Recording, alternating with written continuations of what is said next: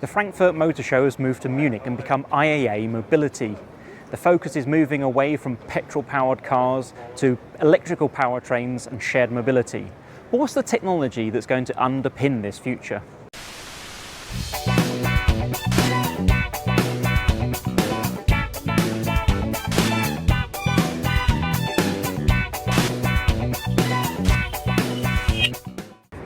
This here is a zero-emission utility vehicle from the company EOS Next in Austria. What they're doing is taking recycled polypropylene plastic and 3D printing it with a robot to make a lightweight frame to this electrically powered bicycle.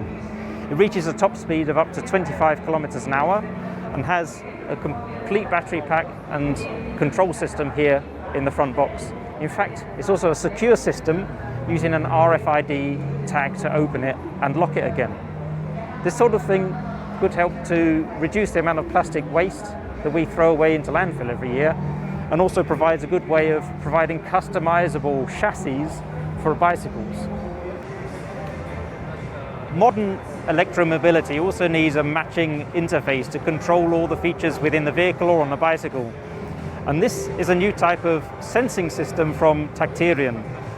It combines both capacitive sensing on the front and resistive sensing on the back to allow sliders to be implemented, but also presses and touches. This combination is much more durable than force-sensitive resistors, or FSRs.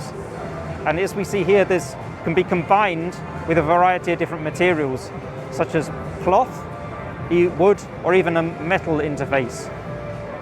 It can also be integrated in different forms into armrests, as we see here, and also many different sizes, with a sensor of a size of up to A3 paper.